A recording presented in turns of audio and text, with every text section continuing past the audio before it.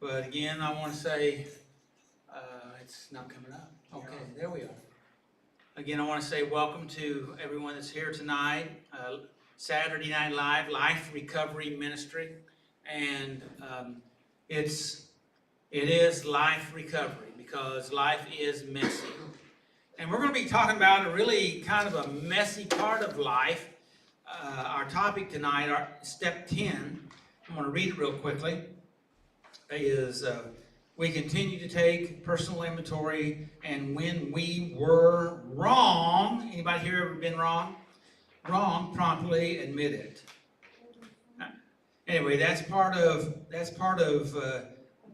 growing and maturing and developing. Would you agree with that? How many would agree with that? Yes, I see none of those hands, because there wasn't none. So, but I know y'all silently agree, don't you? Right? Okay. And so what we're going to be talking about tonight is dealing with anger. Ephesians 4:26 through 27. And we have that out of the Life Recovery Bible. The topic is taken right out of the Life Recovery Bible. Can you see that on that TV? All right. Yeah. And this is really good to read out of. It breaks things down for you. It's out of the New Living Translation Bible, so it's good. And then we have the workbook that goes along with that is very helpful. And I promised Randy I'd give him. Randy, I'm going to put this up here, and you get it after you're done reading the steps, or before, or whenever you want. So that's yours. Okay, so we have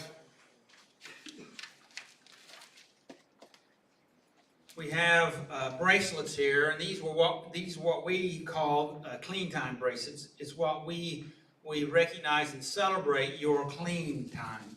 And this is not just clean time from drugs and alcohol. It can be anything that you say that you've been clean from, whether it's drugs or alcohol or certain behaviors or issues or particular things that obsessive compulsive type issues that you're trying to address, that you're working on, and that it can be even bad habits. Maybe having rage fits could be a habit. Anybody agree with that? That could be a habit. That's not a habit, that's just the way you are. We'll be talking more about that. And so anyway, if you're working on that, you could mark it with some bracelets with clean time. If you want one of these bracelets, you can raise your hand and get some of these and somebody will hand them out. Randy, you know where they're at. You could hand them out if you don't mind. And that there's white for just for today, up to 30 days. Anybody here need a white one? All right, one in the back there, Randy. We have orange for 30 days. Anybody with 30 days one, raise your hand. Green is 60 days. Anybody for 60-day green, raise your hand. Maroon, 90 days. Anybody 90 days, raise your hand. Okay, blue, 6 months. Anybody, raise your hand. Yellow is 9 months, raise your hand. Glow in the dark, 1 year. Gray, 18 months, raise your hand. Black is for 2 years or more. Silver is for 5 years or more. Gold is for 10 years or more. Anybody? Okay. All right. And if you're out there in video land and you want a bracelet, either come down here in our live meeting here at Saturday Night Live at Central Christian Center. You come right down into the alley between 4th and 5th. Our address is off Main Street is 524, I think, if I remember, South Main. And our mailing over on Virginia Street address is 410 Virginia. But anyway, we come into the alley. There's a big sign there at the door, points the way, and another sign inside the building where it shows you how to get to where we're at. But either that or make contact with us and we'll get you one. So, won't you give them a hand that took bracelets? Won't you do that? All right. Okay, now, my thoughts, questions, or quotes. I have several that I put down. This is from Lan Tzu. He says, he who conquers others is strong. He who conquers himself is mighty. What do you think about that one? Anybody agree with that one? I'll read it again. You look like you're thinking. He who conquers others is strong. He who conquers himself is mighty. Sun Tzu. Let's see. I read this last week, and this was from Carl Jung. It's about paradoxical views. It says paradoxical views, those are views that conflict with each other, that you're having in your own head. Paradoxical views that are not made conscious will be played out in the world as fate. So what that means, if you have issues that you're not really willing to work out, it's going to be pushed out into life for you, and then you get to live it out. Sound like fun? Well, it's your choice, according to Carl Jung. I'll go ahead to the next statement here, which is an expanded version of this. Let's see if I can get to this. Jung said that the psychological rule says that when an inner situation is not made conscious, and that means we try to hide stuff all the time, avoid it, suppress it, deny it, numb it. You know what I'm talking about? Hello. If it's not made conscious, it happens outside as fate. In other words, it starts showing up in your life. You say, why do I keep doing this same thing over and over? It's because you've never dealt with it. You keep pretending like it's not there. You deny it. You won't go ahead and resolve your internal conflict. You say, well, I don't know how. Well, first you have to be willing to accept that issue's going on. And you get that part, then the next part, those answers will come. All right, let's go ahead and read the rest of this. That is to say, when the individual remains undivided and does not become conscious of his inner opposite, the world must act out the conflict and be torn into opposite halves. I know that's a mouthful, but basically he said the same thing that I said, is that if you don't go ahead and resolve your conflict, because if you let them both live in there, then there's going to be some life disruptions because of it. And then if you let them live in there, they're going to show up in your life, and what you don't really want seems to show up more often. Have you ever noticed that? Hello? Okay. All right. Some.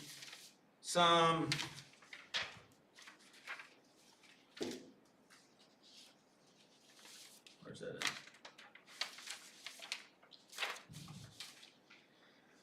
Well, yeah, I'm gonna get it anyway. Let's see if I can find that.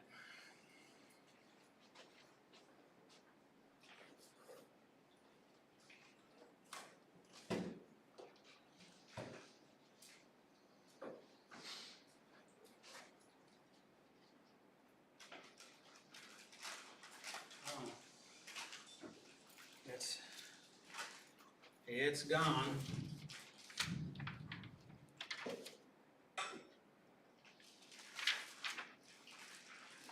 There it is. Don't know why I didn't see it through. Sorry. All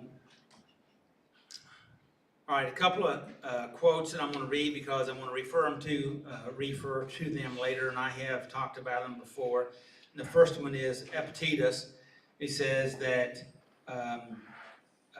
it's not what happens to you, but how you react to it that matters. Okay, it's not what happens to you. This is what Epictetus said, and he was a Stoic philosopher. Okay, he says it's not what happens to you, but it's how you react to it that matters. Uh, when something happens, the only thing in your power is your attitude towards it. Hello? What do you think about that? Your attitude towards it. The only thing that's in your power.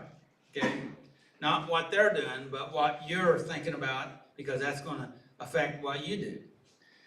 You can either accept it or resent it, according to Epictetus. One way or the other. Okay? Men are disturbed. This is so important here. Men are disturbed not by things, but by the view which they take of them. By the way, that quote is on that paper that I said that's back here at that center table. Epictetus. Viktor Frankl, which I've talked about, which he's one of my favorites also. He was a captive in World War II in the death camps in Germany. They experimented on him and killed his family, and they did all kinds of horrible things in the concentration camp. And he said this: between stimulus and response, there's a space. Now, grasp this. Between the stimulus, which you say is something that made you mad, between stimulus and response, there's a space, according to Dr. Franco.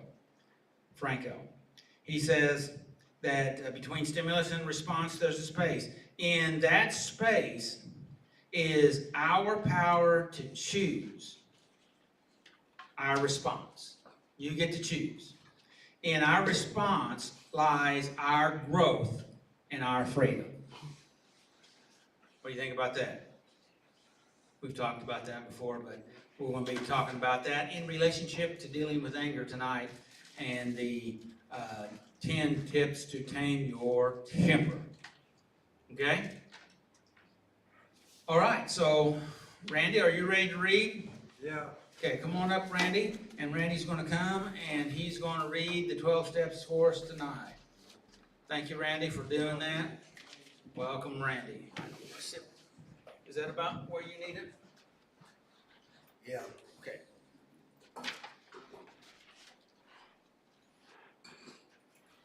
The 12 steps. Step 1. We admitted that we were powerless over our problems and that our lives had become unmanageable. Step 2. We came to believe that a power greater than ourselves could restore us to sanity. Step 3. We made a decision to turn our will and our lives over to the care of God. Step 4, we made a searching and fearless moral inventory of ourselves. Step 5, we admitted to God, to ourselves, and to another human being the exact nature of our wrongs. Step 6, we were entirely ready to have God remove these defects of character. Step 7, we humbly asked God to remove our shortcomings. Step 8, we made a list of all persons we had harmed and became willing to make amends to them all. Step 9, we made direct amends to such people wherever possible, except when to do so would injure them or others. Step 10, we continued to take personal inventory, and when we were wrong, promptly admitted it. Step 11, we sought through prayer and meditation to prove our conscious contact with God, praying only for knowledge of His will for us and the power to carry it out. Step 12, having had a spiritual awakening as a result of these steps, we tried to carry this message to others and to practice these principles in all our affairs. Thank you. You're welcome. Tommy. Thanks, Randy. Hey, so when I was reading this earlier, I thought about when you get a box of hangers and they're all like the metal ones and they're all mixed up and you gotta undo them all.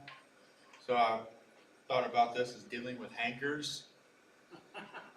And because I would get so mad when I'd have to separate those, you know. Whatever. Hey, hi, how are you guys doing tonight? It sure is nice out there today. It is. Dealing with anger. Ephesians 4, 26, 27. Let's figure out it in here down here. We continue to take personal inventory and when we were wrong, properly admitted it. Many of us have a hard time dealing with anger. Some of us have a history of rage, so we try to stifle our feelings. Other of us stuff down the feelings of anger, pretending they don't exist because we were never allowed to express them in the past. If some of our problems stem from not knowing how to express anger properly, we may try to avoid dealing with it altogether. We may try to put it off and hope it goes away. Evaluating how to deal with anger appropriately is an important part of our daily inventory. The Apostle Paul said, "Do not sin by letting anger control you. Do not let the sun go down while you're still angry, for anger gives a foothold to the devil." Ephesians 4, 26, 27. One key is to have daily time limits for handling our anger. Time to find ways to express our feelings and then let them go. Dealing with anger promptly is important because when it is left to fester, it becomes bitterness. Bitterness is anger that has been buried and given time to grow. The Bible warns us, get rid of all bitterness, rage, anger, harsh words, and slander, as well as all types of evil behavior. Instead, be kind to each other, tenderhearted, forgiving one another, just as God forgave Christ, just as God through Christ has forgiven you. Ephesians 4, 31, 32.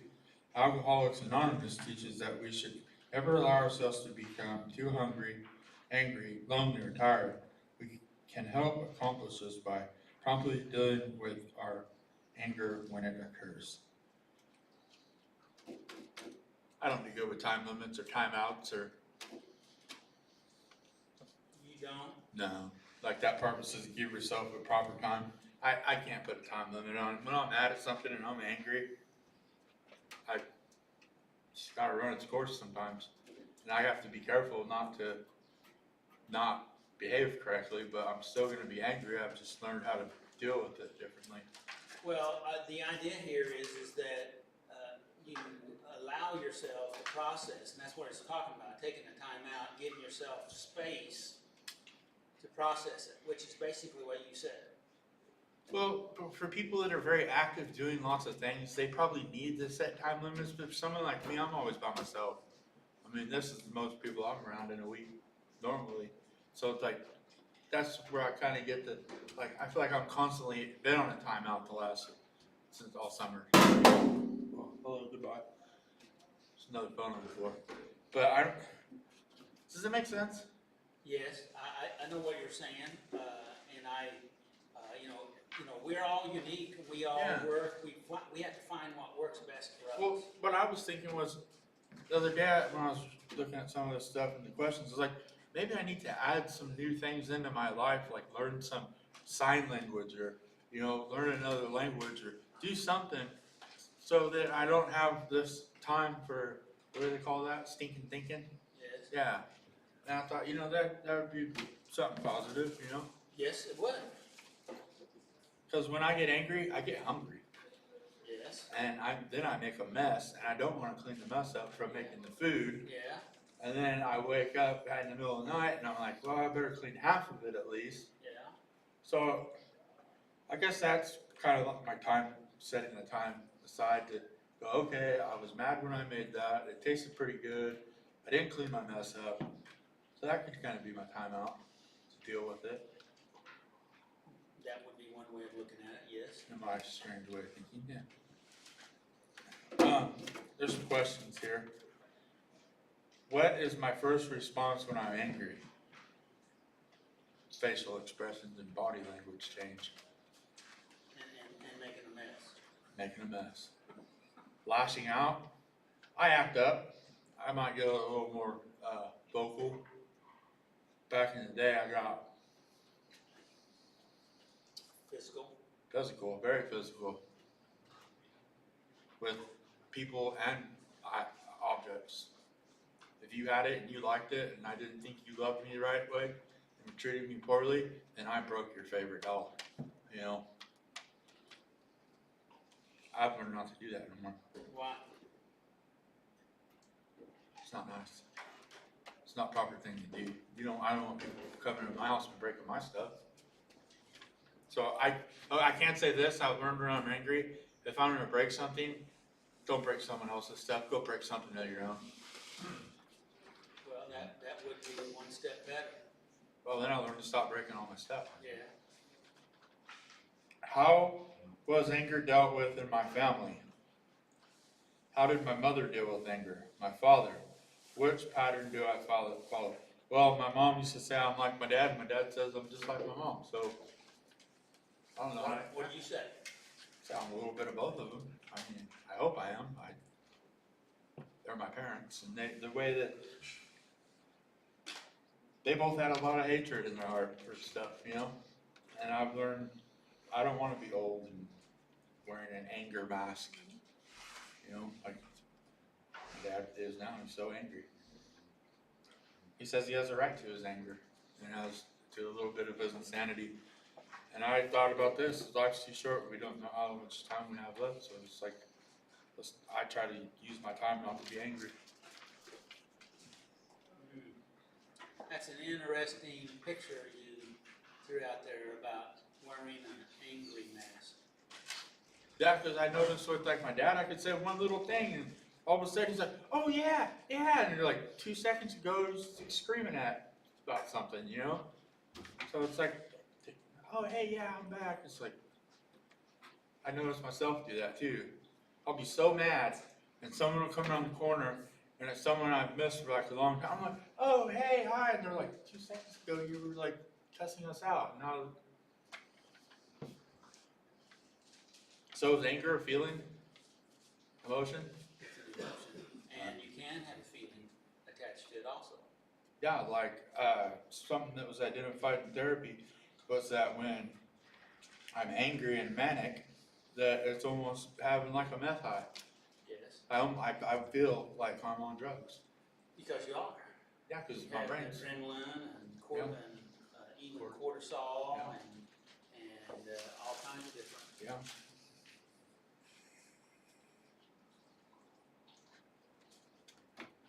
I can't read that. I almost said it, Willie.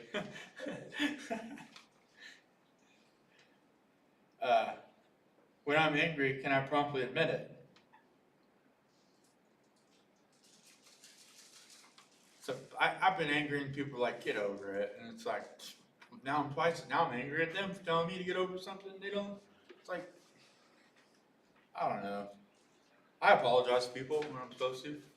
I'll stay to myself when I get real mad sometimes, and that makes it worse, but you know what? I have to fight through it. So, I don't know that I heard the answer to the question. I don't have one. Okay. I even put an X over it. I don't know. When I am angry, what am I supposed to do? Like start screaming that I'm admitting that I'm angry? And it's like, I've learned to just keep my mouth shut. And you do that, that's a purposeful thought, right? So, you know you're angry, so you're just quiet. Well, I don't want my mouth to overload my, And that's good because then. I used to be good at that. You recognize your anger Yeah. and you tried to address the situation. And the first step that you found at this time is not to act out, to be quiet. I've had situations where I've been in the same room with someone yelling at me about stuff that I had nothing to do with, and being accused of it, and I'm just like, the anger's just like boiling to the top to where I'm just gonna pop, you know? Yes. And I've made it through situations like that. Okay. So in light of those things that you just reflected on, how would that fit into that question? When I'm angry, can I properly admit it? Well, yeah, because I have to admit it to myself first. There you go, that's what I was trying to get to. Alright. Yeah, I'm going now. I gotta admit to myself, yeah. Do I have support people who can help me learn to deal with anger more appropriately? Yes. Am I willing to ask for assistance with this issue? Sometimes. Because sometimes I'll ask for help and it's just like over their head or out of their ballpark, you know, just not even within their realm of whatever they deal with. And it's just like, well, what do we do? And it's like, just pray for me, you know? And I just get the answer, we already are. Yeah. Willie? So I was looking at me funny. I gotta get out of here. Thanks, Tommy. You're welcome. Don't forget your other phone. Carrying multiple phones.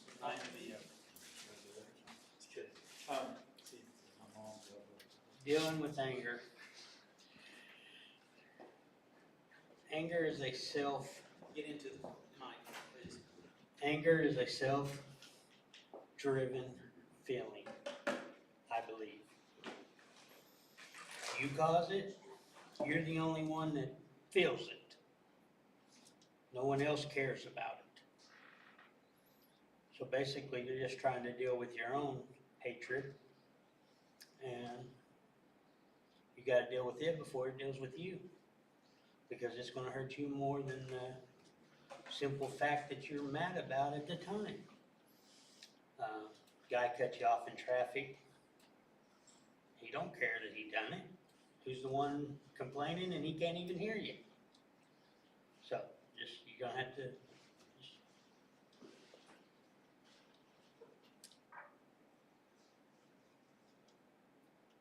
trying to figure out how to put this in words. Okay, My next thought here. we'll let you. Give me just 1 second.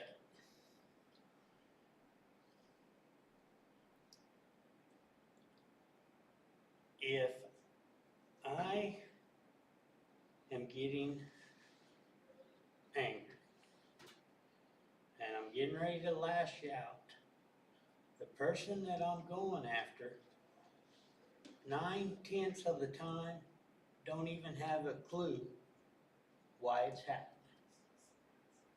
So I gotta take a step back and say, hey, you're the one that caused the anger. Get rid of it, and you can deal with it. Because if you don't, you're gonna wind up a lot more. It's gonna cost you a lot in the long run. And I've got many a years of experience on that. So what would you say on question number 3?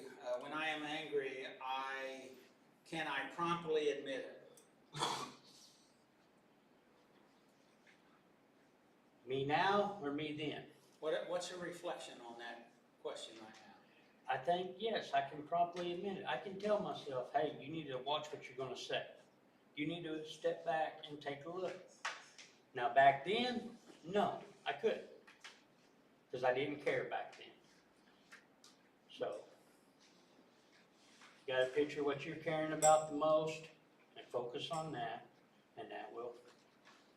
So on question number 2, it says, how was anger dealt with in your family? How did your mother deal with it? How did your father? And which pattern do you follow? Well, if mom raised her voice, you got out of the house. Dad, he just started complaining and started throwing, so you avoided him. after both of them, like Tommy said. That's the only way you can. I mean, anger was taught with you when you were born. It was in there when you were born. So everyone deals with it differently. So question number 1 says, what is my first response when I'm angry? Probably cursing. The verbal. Now you best watch out. Then it goes downhill from there. Okay. You know, something I've learned is that my anger never really plays out in my favor if I hold on to it. That's No, good. anger control you more than you can if you don't get a handle on it. Oh, I had 20 years, I didn't know what up and down was. And then it gets programmed in there and it's just there and you're doing it all the time. Learned behavior. You can not be mad, but you're giving out that bite. One of the questions that I didn't get written down was, who's in control, you or your anger? If you handle it first, you are. The longer it goes, it is. And so I wrote down many times on these questions, how do you do that? So how do you promptly, how are you able to get to the place to promptly admit it? To yourself or to someone else? Learning. Expound on that. Getting the knowledge, getting the know-how, practicing it, and keep after it. Never give up. Never give up. Anybody else have any questions? Keep on keeping on.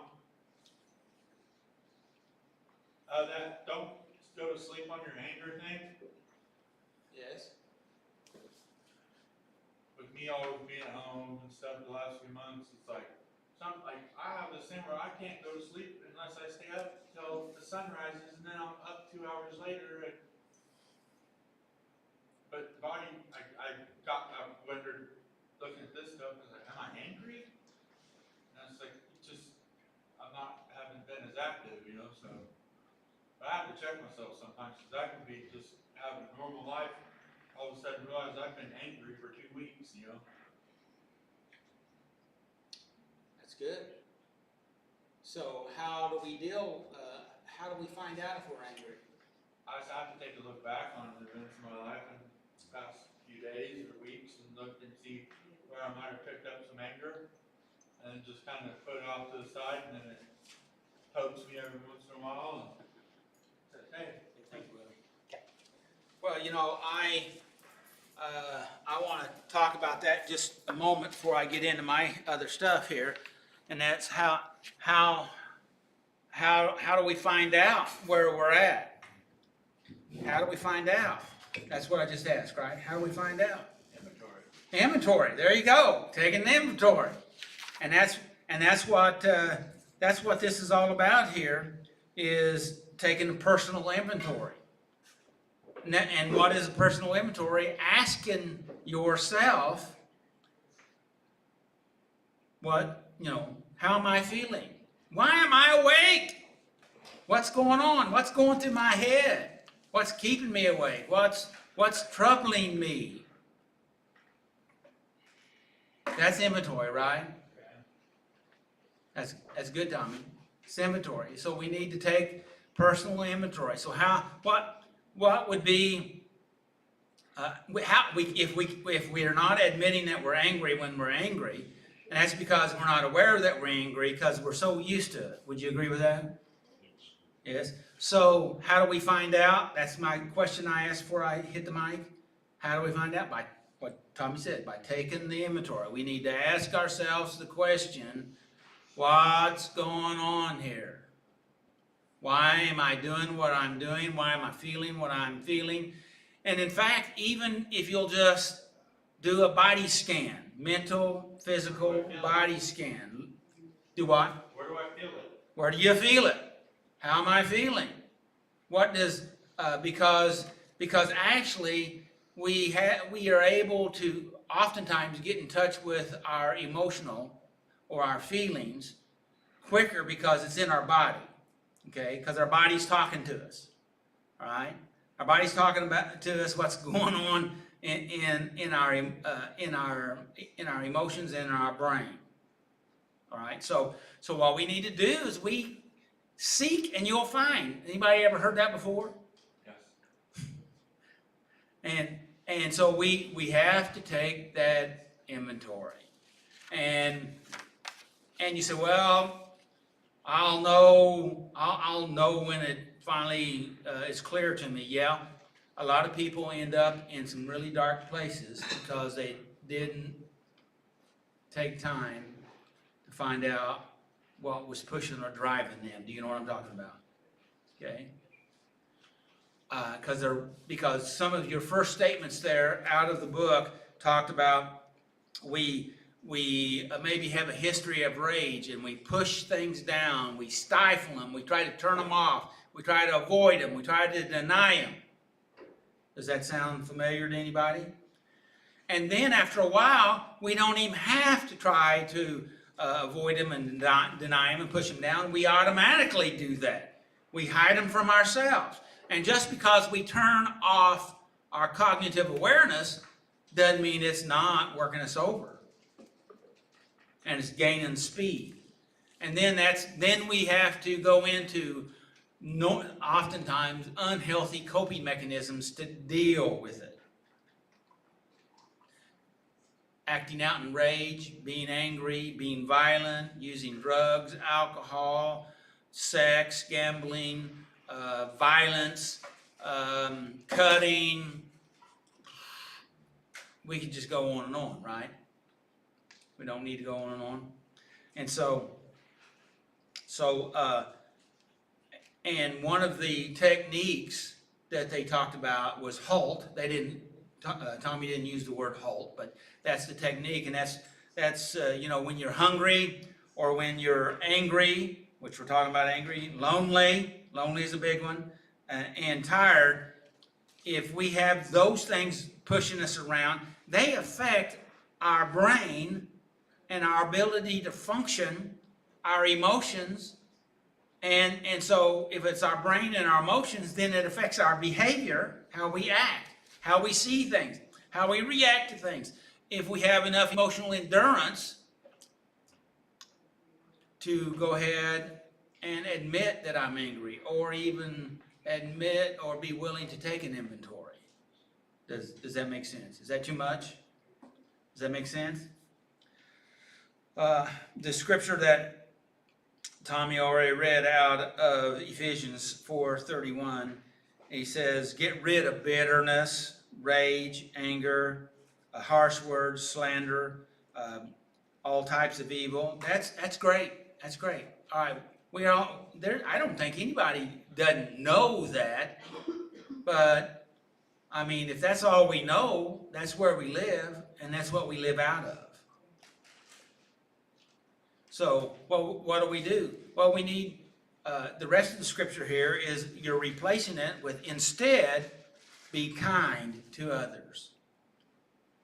Because see, those toxic behaviors brings toxicity into you. It poisons you mentally, emotionally, spiritually, socially, financially, relationship-wise. You poison you and everything around you. Isn't that true? Isn't that how it works? And then you say, why do they act that way? Well, maybe you are the stimuli. Now, maybe not if you're operating in kindness, tenderheartedness, forgiving one another, just as God through Christ has done for us and forgiven us. And so if we need to take the inventory. Does that make sense? We need to take the inventory. Did anybody hear me say need to take the inventory? Are you hearing me out there in TV land, video land? Take the inventory, because until you become aware, that's the first step of recovery. Now, some people become aware and they want to go, no, I don't want to pay attention right now. I understand. Okay? But the fact of it is, that's the first step, becoming aware. Take the inventory so that you'll know. You want a better life? Take an inventory so you know where to go. Is that too simple? It is simple, but it's hard. But it's simple to do. It's not all that easy to walk it out, particularly when your life is devastated because of other poor choices. But it can be turned around. I've seen it. It happens all the time. It takes a lot of work. It's not just a 2-minute deal. It takes more than 5 minutes. It takes more than 30 minutes. It may take hours and days and weeks and months to begin to shift this around, because we are survivors. We've got stuff layered inside of us. And there's a part of us that don't want to change, because that behavior has been our, to some degree, it is what helped us and saved us, because we see that anger is my friend, and it helped me to be safe or to do something. But my question is, maybe that's true, and possibly that is true. I don't want to discount that. But how much did that cost you? And could there have been a better way? Is there a better way? And is there a healthier way? And because see, most of us, the reason why we go into the explosion is because we did repress, suppress, avoid, deny, until it was so big that it just blew out of us. We just blew up. But when you have a bomb blast, it tears up everything, and it takes more to repair it, as if we would just went on and dealt with it before we blew up. And we need to do it long before we blow up. How's that? Okay. Any questions on our topic for today? Shall we go to the 10 tips to tame your temper? All right, the tips are this. Well, actually, let's see. Let's ask a couple of questions. How do we promptly deal with our anger? The answer is the 10 tips that I'm going to give you here in a minute. There are some of the answer. There are not all the answer. There are some of the answer. Why is it important to handle anger in a positive way? Why is it important to handle anger in a positive way? Well, here's the answer. Controlling your anger will help you feel more in control. Hello. We think that doing anger makes me feel more in control and powerful. But according to this definition, it says controlling your anger will help you to feel more in control, because you're able to know and navigate this situation in a healthier way. Let's go on. And enable to deal with various situations you face, period. You will learn how to deal with your feelings better and more efficiently. We have to go to school on our own feelings. We have let our feelings pick us up and carry us away. I'm not saying deny, cut off. We have to learn how to navigate and manage our own feelings and use them in a healthy way instead of allowing them to take control of our life. Does that make sense? In addition, you should experience improvement in relationships, such as less fights and better communication. I believe that to be true. The reason why is because if you're dealing with your anger, then your anger is out there to try to protect you. It puts up a force field or a shield to try to push people back, to try to protect you. And if that's what's going on, it's really hard to have a relationship, because there's a wall between you and the friend or whatever the relationship is. And so, and it helps you to communicate better, because anger controls your hearing. You only hear what you're thinking.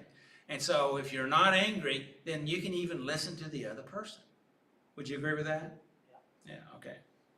All right, I read Epictetus a while ago, that let's see, it is not what happens to you, but how you react to it that matters. And then Viktor Frankl says between the stimulants and a response, there's a space. And in that space is our power to control our response. And in our response lies our growth and freedom. That's such a powerful statement. If we can grasp that, if we can get a visual concept of that space. And see, and most of us, it goes so quickly. It passes through the space and you're not even aware of it. But if we can work on trying to exercise that space the best we can, even if we go past it and get into the anger, if we can back up and say, wait a minute, and I've had to do this, wait a minute, let's take a second here. I want to back up for a minute and exercise that space. All right, here's the 10 tips. This is from the staff of the Mayo's Clinic. And anger is a common and even healthy emotion. Anger is there to help you to protect yourself when things cross your healthy boundary that are actually threatening. It's a good thing, but the trouble is, we've trained ourselves to use anger on things that we're even imagining that might be. And that causes us to be angry about things that we can't see. We may be imagining them, but we can't see them. So we are on high alert all the time, and that's killing us. Okay? So it's important, according to what they said, but it is important to deal with it in a positive way. Uncontrolled anger can take a toll on both your health and your relationship. All right, 10 things. Here we go. I'm going to cite them and talk about them possibly. The first one is, and by the way, and there are those sheets back there on the center table if you want to follow this, and that is, let's see, where's that at?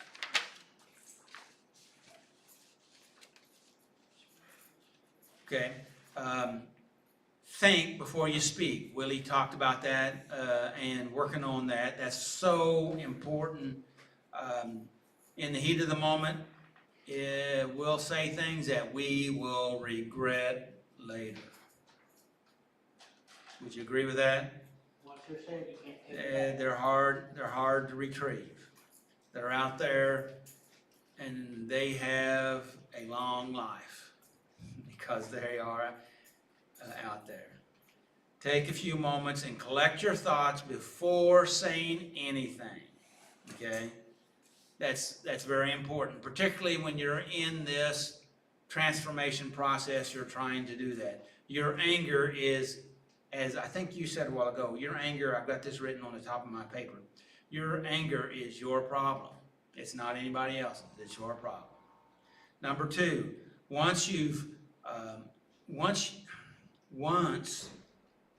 are calm, express your concern. So we need to calm down, and that's kind of what they were talking about a while ago, about taking a time out. Give yourself a chance to calm down. And because when we go into a panic or a flash of anger, that sends chemicals into your system, like having an urge for something or jonesing for something. Research says that if you give it 15 to 20 minutes, it can be less, and it depletes it out of your system as long as you stop feeding it. And so let yourself calm down, and then you'll begin, because when you calm down, then you're able to think more clearly and express your frustration in an assertive way. Number 3, get some exercise. Exercise is so important. Exercise helps you think, it clears your mind, it puts things together. There's something about physical exercise that helps your thoughts to process, the movement. I've been listening to some research about this. It helps you, your brain, your mind goes to work and orders information that maybe you've been reading or studying, and helps it to start fitting in into your thinking, to your understanding. So get some exercise. It reduces stress. It burns off all that negative stuff, and it relaxes your body. And of course, they say that exercise is better than Prozac and has less side effects. So there's a lot of good things. Number 4, take a time out, which we kind of talked about already. Timeouts are not just for kids. We should take a breath. We should breathe. We should back up. Many years ago, I developed a practice because people would come kind of like just stampede me with problems, and your first response is to put a shield up to protect yourself. Okay, and I developed an internal process that I kind of like what I call downshifted. I slowed myself down. I took a deep breath. I just tried to put myself in slow motion, give myself an opportunity to process what was going on here for a moment, instead of ramp up and go into a reactive manner. Does that make sense? All right, so give yourself a moment of time so that you're able to better deal with whatever's going on. Number 5, identify potential or possible solutions. Many years ago, I took a class, and it was on therapy, but it said it was solution-focused therapy. And most of psychology was developed to try to address problems. They wanted to fix problems and try to address problems. So it was, for the most part, it was all about problems. But see, that's not what you wanted. You wanted solutions. But most of psychology, particularly during this time, was only focused on the problem. So when you keep talking about a problem, what happens to you? Well, you embed that problem even further a lot of times. Not all times, but a lot of times. If you don't go ahead and do the next process, consciously or unconsciously, to look for the solution. So we need to identify the potential or possible solutions. I like to say, and I've talked about it in the past, and it's really good because you kind of shift into different areas of your brain, and it's like, well, what if I could see this differently? What if there is another solution? Okay, many times I've had people say, well, this is the way it is, and there's nothing we can do about it. I said, now wait a minute, let's think creatively. Have I ever said that? Yeah. and you know what? Just getting my mind to shift and those that I'm talking to shift, we can create some new solutions where 10 seconds before we were locked in to tragedy. And it doesn't have to be that way. Okay? Number 6, stick with I statements. instead of saying, you're the problem, you need to address, well, I feel this way, and it may not be right, but I feel this way, and I was wondering about maybe talking about this. Instead of, you made me feel this way, you're the problem, you got to fix this. Just saying that right there, it causes the person you speak to feel attacked and threatened. Would you agree with that? Yes. All right, so shift into I statements, okay? It used some illustrations, but we'll go on to number 7 because we're running out of time. Number 7, don't hold grudges. Man, this is tough.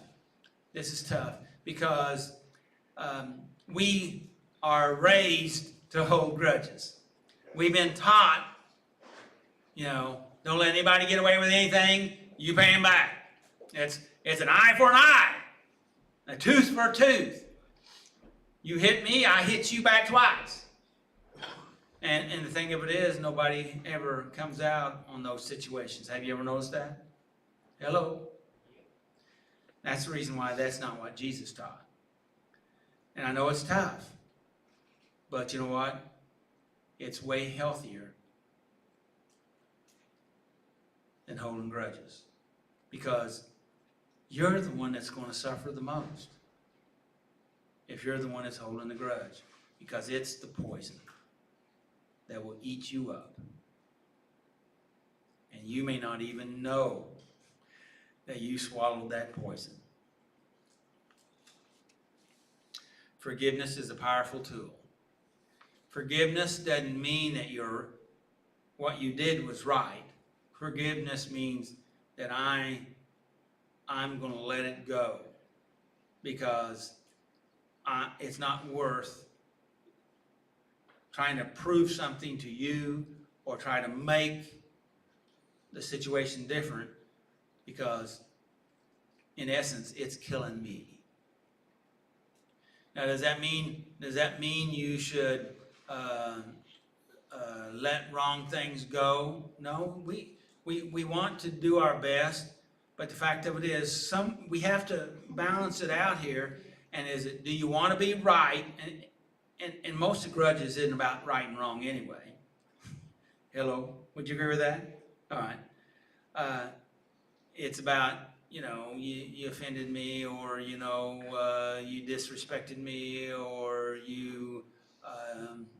I just think you did something, or do I? It's a principle of the point that just because it's time for a grudge or something, I don't know. But what we have to do is we have to come to the place that's, do I want to be happy, or do I want to try to prove I'm right? Now, a lot of people say, well, I want to be right. Okay, that's where you've been. How's that working out for you? Yeah, and but if you want a happier life, more peace in your life, then you let it go. And it's hard sometimes in the beginning to be able to let it go, because there's a part of you that don't want to let it go, because you want to prove your point. Well, you know what? I've also found out that both people can be right about the same thing. Okay? But it's their point of view. But the fact of it is, you're the one that's feeding poison to yourself. Do you want to keep that up? Number 8, use humor to release tension. And a lot of us use humor, and lightening up the situation will release some tension. That helps a lot. And laughter is medicine for the soul, and it able also then can come to the place where you're able to let things go, like we've already talked about. And number 9, practice relaxation skills. There are all kinds of relaxation skills. You have to find out what works for you. There are many, and I would say find what works for you. And in fact, what works for you today may not work for you in a week or a month or a year. Okay, and so sometimes you may have to shift a little bit, and then maybe if you find some other things that will work for you, then you'll find out you can go back to that one that used to work for you, and it may work for you now. And what you're doing is you're growing your skill set to help you to learn how to relax. Um, you know, some people want to. They use imagery, which is very important. You see a relaxing, peaceful place. One of my favorite places is I've only gone deer hunting a couple times, but a friend of mine that my wife talked him into taking me hunting. This has been 40 years ago, probably, or more. And so he told me to walk up on this hill and sit down and wait for the deer to come, okay? So I walked up there and I laid back on the hill because I'd been working an extreme amount, and that's one of the reasons why my wife wanted me to go hunting. And I had on overalls because it was cold, and I had on a hat, and I think I laid something over my face. And when I woke up, I had snow all over me. And I just remember the peace and the serenity of the moment. I didn't see any deer, but that's all right. It's not a big deal. I wasn't that. My wife told me not to kill anything anyway, but she sent me hunting. But isn't that right, Linda? Okay, so find relax. You know, that's just one of the things that you can do before your temper flares. You know, engage in a practicing. One of the things that I remember doing when my mind just wanted to take me over was I started visualizing and counting from 100 and counting backwards and in succession without missing a one, and doing that slowly and breathe in between and see it, and to help me change my thinking on where I was at so that I could gain control over myself. And that did relax me and help me to shift my state, because a rageful anger state is a state, and that affects you, okay? And it affects everybody around you, all right? So find things that will, you know, maybe a word that you've practiced, that will help you to calm down. Some people say, well, I can't tell myself to calm down because telling myself to calm down doesn't work. But you can find something that is a peaceful word to you that can help you to begin to shift your consciousness, whether it's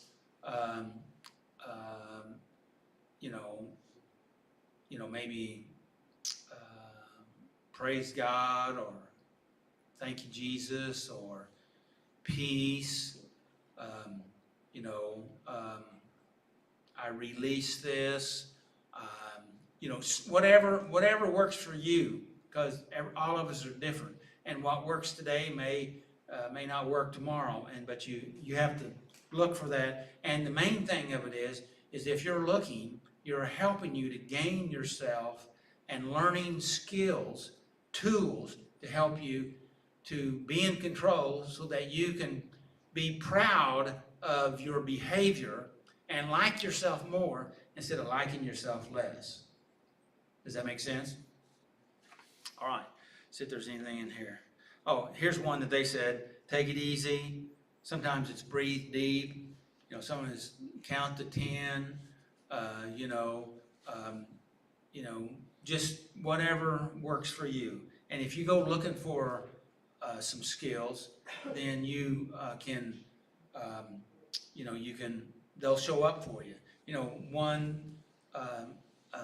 Positions. Sometimes if you get in a particular, because sometimes you can't control your mind and your emotions, but sometimes you can control your body. So if you can put your body in a particular form, you know, whether it's kneeling or whether it's walking or whether it's standing with your hands up or your hands folded or with your hand on your head. You know, you see a lot of people when they're overwhelmed with good things, they put their hand on their head. You know, just and also. I don't know yoga poses, but I get the concept, and I've been thinking about trying to learn some of them. But yoga poses, if you can know a yoga pose, or even if just thinking, if you know them, if you think about it, it affects you. You know, if you see yourself laying out there on the hillside covered with snow, it shifts how you feel. Or maybe it's a beach, maybe it's a sunrise or a sunset or a deer. Here the other day, I saw a deer at my house down in my yard. He was just sitting there, and he looked at me, and I looked at it, and I took a picture of it. And so, just we have to find things that trigger our relaxation response. Is that a yoga pose? Yeah, Which one? I was touching my toes earlier. Uh-huh. It took me a second to get both my toes to touch, but now I'm trying to get my other ankle to loosen up Okay. in the hospital. And yoga poses are very helpful. You can just stand there and put your one leg on your knee when you're just waiting for the bus or something. It does help. Well, because you're become aware of your body, you're thinking, you're focused on something else, and it's stretching. It helps your body get released. It releases healthy chemicals in your system, mentally, emotionally, physically. It's all kinds of good things. So, anyway, just some thoughts.